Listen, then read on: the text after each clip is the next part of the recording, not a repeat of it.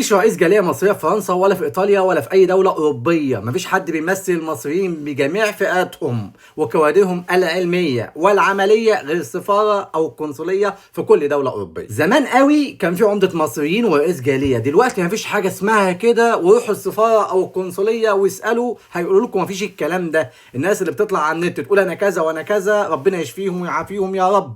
مرض التكبر مش قادر يسيبهم ولا قادرين يطلعوا من قوقعه الباشا راح والباشا جه، مع ان البشويه انتهت من زمان قوي. المصريين موجودين في اوروبا في كل المجالات، علميه او عمليه، وبكل فخر طبعا. تحياتنا لكل عامل مصري محترم بيشتغل هنا في المقاولات او في اي مهنه. انت تاج على راسنا كلنا وعلى كل مصري، وانت فخر بلدك في الغربه. الجانب الثاني العلمي اللي هم اساتذتنا في الجامعات واطبائنا ومهندسينا، وفينا ضباط مصريين وناس شغالين في مناصب عاليه قوي سواء في جهات خاصه او جهات حكوميه في فرنسا او في ايطاليا او في اوروبا. فمش هيطلع اي حد يمثل الناس دي كلها غير السفاره او القنصليه. مفيش حد بيمثل المصريين في اي دوله اوروبيه غير السفاره والقنصليه. وانا كمصري هنا محدش بيمثلني في اوروبا غير السفاره بتاعتي او القنصليه بتاعتي. هي الجهه الحكوميه الرسميه الوحيده اللي بتمثلني كمواطن مصري. اي حد من اللي عامل نفسه رئيس وعمده مش عاجبك كلامي اطلع اعترض، ده لو تعرف تعترض على اللي انا بقوله، لانك ما تقدرش تقول غير كده. الجزء الثاني اللي عاوز اتكلم فيه جزء الجمعيات. ومن حق اي حد بيعيش في ايطاليا او في اي دوله اوروبيه مع اقامه الدوله يروح عادي طالما ما عندوش مشاكل سياسيه او جنائيه في الدوله اللي هو عايش فيها، يعمل اي جمعيه، وده ملوش علاقه بالحكومه المصريه ولا بالسفاره المصريه ولا بالقنصليه المصريه. ده حقك في الدوله الاوروبيه اللي انت تحمل اقامتها وعايش فيها. افتح جمعيات زي ما انت عاوز. جمعيات ليست جهة رسمية، ولكنها جمعية بتساعد على الاندماج في المجتمع. حاجة قانونية كده الدولة بتديها لك عشان لو عاوز تساعد المهاجرين على الاندماج برحلات ثقافية، تعليم اللغة، حفلات، اغاني، حاجات زي كده مش اكتر. طب هل الجمعيات دي تقدر تساعدك في شغل او سكن؟ ما تقدرش تساعدك، ولكنها ممكن تديك المعلومات اللي من خلالها تساعدك على شغل. يعني ممكن يبعتوا معاك مترجم، عندك مشكلة في جهة حكومية يبعتوا معاك حد من عندهم بيتكلم اللغة. ليس إلا ولكنهم كجهة ليس لديهم أي سلطة نهائيا لاتخاذ أي إجراء قانوني في الدولة اللي هو عايش فيها، ولكنه موثق من الدولة بيساعدك زي أي جمعية في مصر عادي. مفيش أدنى مشكلة. أي حد في مصر ممكن يفتح أي جمعية كمواطن مصري عادي، مفيش مشكلة. ليه الوش ده وليه أصحاب الجمعيات مستحملين وجايين على نفسهم أو كده؟ أولا عشان مستفادين كتير جدا من الدولة. الدولة بتساعده في حاجات كتير جدا، وبيجي آخر السنة ممكن تشيل له جزء من الضرايب، وساعات بتشيل الضرايب كلها. وفي بعض الجمعيات اللي بتقدم ان هي عملت اندماج لبعض المهاجرين وبتجيب امضاءاتهم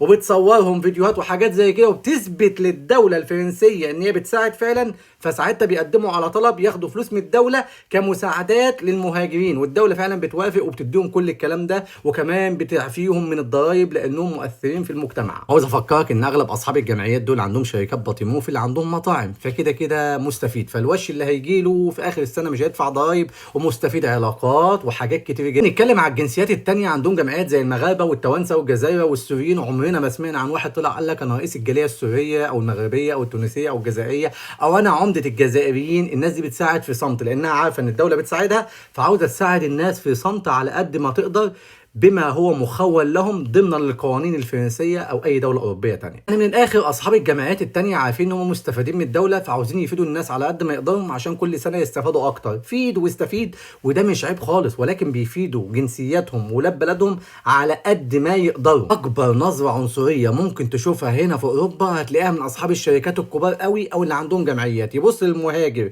اللي جاي غير شرعي ان هو امعه، انت خربت البلد، بوظت ايطاليا، بوظت فرنسا، انت جاي غابات، انت جاي طريق غير شرعي، انتوا اللي خربتوا البلد. باذن حضراتكم البنوك اللي بنيجي نفتحها في باريس، اول ما جيت افتح بنك اول ما شافوا باسبوري مصري وغربيه كده، طبعا احترامنا لاهل الغربيه ما رضوش يفتحوا لي بنك. ولما جيت مدينه ثانيه فتحت عادي كل البنوك اللي انا عاوز افتحها. ونفس الكلام في ايطاليا، يجي يفتح اكونت بنك ما يفتحش عشان هو مصري، لانهم عارفين ان سمعه ناس قديمه بقى لها سنين في الدوله سرقوا بنوك في ايطاليا وسرقوا شقق في ايطاليا وسرقوا بنوك في فرنسا وخدوا قروض كتير جدا. عاوز انهي الفيديو بتاعي بحاجه مهمه جدا، عاوز اسال الناس القديمه في البلد مين اللي خرب البلد؟ القديم ولا الجديد؟ السؤال ده مهم جدا. الاغلبيه الحراميه الكبار سرقوا البنوك من زمان قوي وخدوا قروض وما سددوهاش هنا في فرنسا، فعملوا سمعه لمحافظه كامله بسبب ان هم خدوا قروض وما سددوهاش.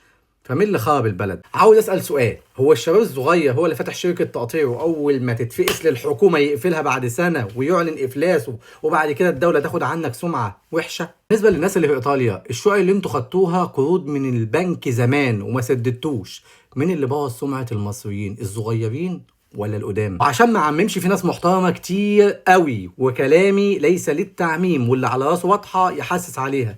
اخر سؤال عاوز اساله، الشباب اللي بتنصب عليهم دول ما بتقفوش جنبهم ليه؟ السؤال اللي بعده، اصحاب الجمعيات والاتحاد الافريقي والاتحاد السكندري والاتحادات دي كلها، ليه ما تقدروش تطلعوا تتكلموا عن اليوميات او عن لو واحد اتنصب عليه معاه ورق او ما عندوش ورق يعمل ايه؟ ليه بتخافوا تطلعوا تقولوا لو واحد منصوب عليه ومعاه ورق يروحوا القرصاف او الاسبكتار رافاي ويعمل 1 2 3؟ ليه بتخافوا تطلعوا تتكلموا لو واحد مهاجر غير شرعي اتنصب عليه من اي واحد هنا في الاراضي الفرنسيه يروح البرضم وهو يجيب حقه بخطوات 1 2 3؟ ليه خايفين تطلعوا تتكلموا عن الحاجات دي؟ عشان كلكم عندكم شركات فخايفين تطلعوا تتكلموا على اصحاب شركات زيكم، فعلى طول يفضحوكوا في الغسيل والتقطيع بتاعكم. الا من رحم ربي طبعا يا جماعه، في ناس محترمه قوي. الناس الكبيره تطلع تقول عملتوا الفلوس دي كلها ازاي في وقت قليل؟ اصل النهارده الشاب بيطحن 5 سنين عشان يجمع مليون ولا 2 مليون جنيه بالحلال، وبرضه بشوف هنا اصحاب شركات ناس محترمه قوي بتجمع ال 2 مليون او المليون مثلا في سنه وصاحب شركه بالحلال كده. انتوا بقى الملايين اللي بيجيبوها في اقل من سنه دي، ما تفيدونا كده بتجيبوها ازاي عشان نعمل 5 6 مليون زيكم كده؟ وفي النهايه كلامي لم اختص بيه اي احد نهائيا، ولكن اللي على راسه واضحه يجيب ميكروكروم ويعالجها كويس. في النهايه برضه هقول في ناس محترمه وناس كويسه، والكلام اللي بقوله مش للتعميم، في ناس محترمه كتير جدا، ولكن للاسف السيئين هم اللي باينين وعاملين فيها اولياء الله الصالحين. من الاخر، ولا في رئيس جاليه ولا في عمده مصريين. وعاوز اي واحد قبل ما يطلع والنبي قارن نفسك بعلمائنا اللي هنا واطبائنا، واظهر السي في بتاعك وقول لي انت مين وعملت ايه للمجتمع في مصر، ومتعلم ومعاك ماجستير ولا دكتوراه وعملت ايه في فرنسا وبتدي محاضرات في انهي جامعه، ولا انت دكتور في اي مكان، مكانتك العلميه ايه، علشان النهارده ترأس جاليه فيها كوادر علميه لو قعدت تحلم طول حياتك ما تعرفش تجيب شهاده واحده من اقل دكتور في اي جامعه هنا في اوروبا. في النهايه السفاره المصريه او القنصليه المصريه قالت كلمتها في هذا الموضوع. لا يوجد من يمثل المصريين في اي دوله اوروبيه، فالسفاره والقنصليه، وتحيا سفاره بلدي وقنصليه بلدي، هي الجهه الرسميه الوحيده الحكوميه التي تمثل مصر في اي دوله اوروبيه. واللي عنده اعتراض اطلع اعترض عادي مفيش مشكله. عاوز اقول كلمه مهمه جدا، سؤال للناس الكبار، بتدفعوا الضرايب ولا بتتهربوا منها؟ عاوز اعرف بس السؤال ده، معلش. تدوا الدوله حقها اللي انتوا عايشين فيها وبتاكلوا من خيرها ولا ايه؟